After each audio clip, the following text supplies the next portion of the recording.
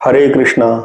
वसुदेवम सुतम देवम कंस चाणूरमर्दनम देवकी परमानंदम कृष्णम वंदे जगतगुरु। दोस्तों, अपने इस YouTube चैनल जिसका नाम है संतों की अमूल्य शिक्षा, इसके ऊपर आज मैं बात करूंगा अपने परम पूज्य गुरुदेव जी की शिक्षा के बारे में, जो अपने जीवन काल में पहली मुलाकात में बातों बातों में उन्होंने मुझे दी। ये बात है दोस्तों जून महीने की 1995 की, जब रात का बस का सफर कर कर दिल्ली से चलकर मैं पहुंचा पंजाब गोराया। ये गोराया नाम का जो स्टेशन है ये पड़ता है फिलौर और फगवाड़ा के बीच में, और गोराया से करीब 4 किलोमीटर अंदर इंटीरियर रूरल एरिया में एक विलेज पड़ता है जिसका नाम है बोपा राय। तो वहां मेरे पूज्य गुरुदेव जी अपने डेरे में निवास करते थे, जिन्होंने अक्टूबर सन 2005 को अपना पंचभूतक शरीर छोड़ दिया और परमपिता परमेश्वर के चरणों में लीन हो गए। मैं उन गुरुदेव जी की आज शिक्षा जो मैंने प्राप्त करी, जो मुझे मिली उनसे, उसके बारे में आज आपसे जिक्र करूंगा। सर्वशक्तिमान ईश्वर जिन्होंने ये पूरा ब्रह्मांड रचा है, और ऐसे करोड़ों करोड़ों ब्रह्मांड परमपिता परमेश्वर के एक एक रोम में निवास करते हैं, वो सर्वशक्तिमान परम मंगल में ईश्वर भी जिनके आगे नतमस्तक होते हैं वो होते हैं महापुरुष, वो होते हैं संत।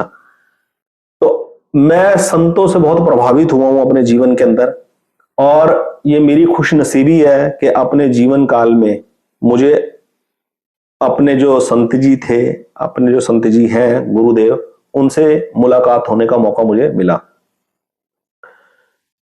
रात का सफर तय कर कर जब सुबह अर्ली मॉर्निंग में उनके डेरे पहुंचा, वहां आराम कर कर सुबह स्नान कर कर उनके दर्शन किए और उनसे साधारण वार्तालाप हुआ। उसके बाद दोपहर हो गई। डेरे में गुरुजी ने कोई सेवादार या किसी भी प्रकार का कोई कार्यकर्ता नहीं रखा हुआ। परम पूज्य गुरु महाराज हमेशा ब्रह्मचारी रहे हैं आजीवन, और उनका जीवन ये रहा है कि 5 वर्ष की जब उनकी आयु थी तो उनके पूजनीय माता पिता जी ने साधुओं की संग में उनको भेज दिया, साधुओं को भेंट कर दिया सेवा के लिए। उनकी 5 वर्ष की अवस्था से ही पूज्य गुरुदेव जी साधु संतों के संग में रहे और वहीं बढ़े और वहीं ब्रह्म विद्या प्राप्त कर गए, वो तत्व ज्ञान को प्राप्त हुए। ठीक है। तो दोपहर का समय था। दोपहर का भोजन कर कर हम एक छायादार पेड़ के नीचे बैठे हुए थे डेरे में, पूज्य गुरुदेव जी के सानिध्य में। तो बातों बातों के अंदर हमारे जो संत जी हैं, मैंने उनको कभी गुरुदेव के नाम से नहीं बुला रहा, उनको हमेशा संत जी के नाम से बुलाया। उन्होंने बातों बातों के अंदर एक बड़ी अमूल्य शिक्षा दी, जो आज इस उम्र के अंदर आकर समझ आती है। क्योंकि जिस वक्त वो शिक्षा उन्होंने दी 1995 में, तब तो मेरी मात्र 22 साल की उम्र थी। लेकिन आज 50 साल की उम्र में पहुंचकर जिंदगी के इस सफर में उन संत महापुरुषों का एक एक वचन हीरे जवाहरात से भी महंगा साबित होता दिखाई देता है। पूज्य गुरुदेव ने क्या बताया? कहते ऐसा है कि जीवन में लालों की जो कीमत होती है ना, लालों की कीमत कहने का भाव यह है कि लाल रत्न को बोलते हैं, कीमती रत्न को लाल बोला जाता है पंजाबी के अंदर। कहते लालों की कीमत ना कोई कोई जौहरी जानता है, सब नहीं जानते। अब उस वक्त जब उन्होंने ये कथा सुनाई ना हमें, तो हमें ये नहीं पता लग रहा था कि वो हमें कोई शिक्षा दे रहे हैं। हमें ऐसा लगा वो साधारण बात कर रहे हैं अपनी। ठीक है। क्योंकि हम जब फूलों के पास जाते हैं ना, तो हम ये सोच के नहीं जाते कि हम फूलों से सुगंध लेंगे। हम तो बस फूलों के पास गए होते हैं, वहां सुगंध ऑलरेडी बिखर रखी होती है, सुगंध बिखर रही होती है। इसी प्रकार संतों के सानिध्य में जब जाते हैं ना, तो अमृत लुट रहा होता है, अमृत बट रहा होता है। ये खुश नसीबी होती है कि वो अमृत की बूंदे हमारे ऊपर पड़ जाए। ये वही अमृत की बूंदे हैं जीवन में जो हमारे ऊपर पड़ी, और उन्हीं के प्रताप से ही आज हमारे जो श्वास चल रहे हैं इस शरीर में, वो उन्हीं के प्रताप से चल रहे हैं। तो इसलिए मन बड़ा कृतज्ञता में डूब जाता है उनका जिक्र करने के लिए।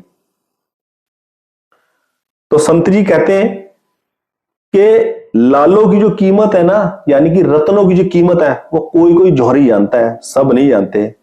कहते एक व्यक्ति था गरीब, वो गधा रखा हुआ था, उसने गधे के ऊपर माल ढोकर ना एक जगह से दूसरे स्थान तक पैसे कमाता था, आजीविका कमाता था।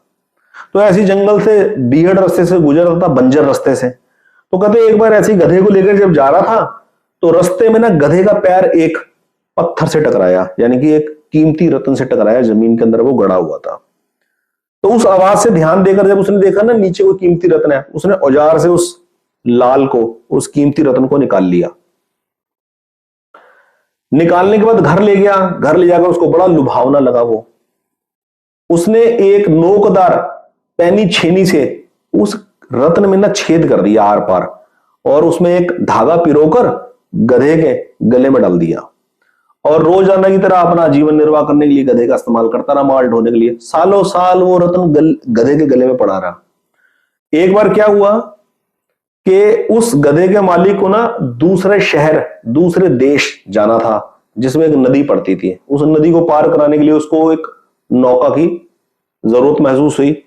तो नौका चालक को वो बोला कि इस गधे के समेत मुझे नदी पार करा दो। नौका चालक कहता करा देंगे, हमारा तो काम ही यही है। नौका चालक ने उसको नदी पार करा दिया। तो उससे जब पैसे मांगे तो गधे वाले के पास पैसे नहीं।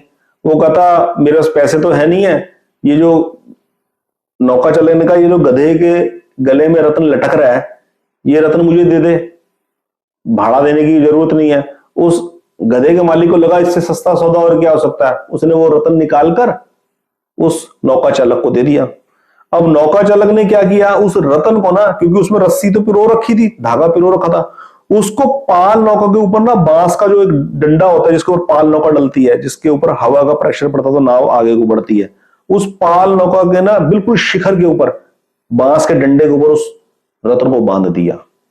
अब वो जब हवा के झोंके के साथ नदी में नौका आगे बढ़ती थी, तो ये पत्थर, ये रत्न टक टक करके पत्थर उस पर बजता था, बांस के डंडे के ऊपर। उसकी एक आवाज पैदा होती थी जो कानों को सुनने में अच्छी लगती थी उस वातावरण में। तो सालों साल ही काम चलता रहा। वो पाल नौका के ऊपर पत्थर बांस के डंडे के ऊपर बंधा रहा।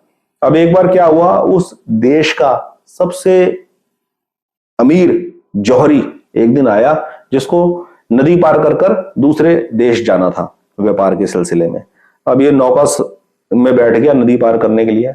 अब जौहरी जब सफर कर रहा था, नदी पार कर रहा था, तब उसने देखा कि ये पत्थर बज रहा है, उसके ऊपर बड़ा सुंदर आवाज दे रहा है, बड़ा अच्छा लग रहा है। नदी पार होने के बाद जब दूसरे किनारे पे पहुंचा ना, तो जौहरी ने कहा नौका चालकों के, ये जरा पत्थर रत्न जरा उतार के दिखाओ, क्या है ये। तो उसने उतार के दिखाया।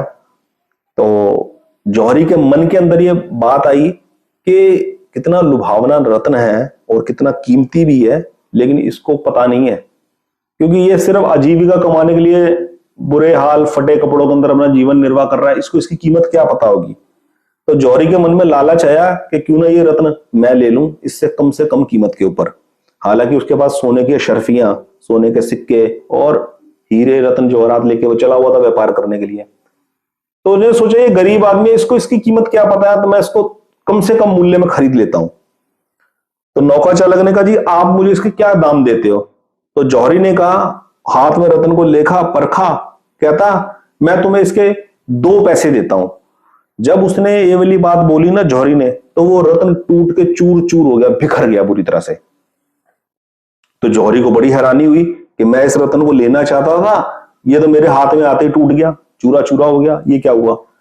तो जौहरी ने उस रत्न से पूछा, पूज्य गुरुदेव अपनी कथा में सुना रहे बड़े मीठे शब्दों में, बड़े धीरे धीरे टिक टिक के उन्होंने ये कथा मेरे को सुनाई। कहते जौहरी ने जब बोला उस रत्न को, तू सालों साल तू इस बांस के डंडे के ऊपर लटक कर टक टक बजता रहा, तू तब नहीं टूटा, तब तेरे को कुछ नहीं नुकसान हुआ।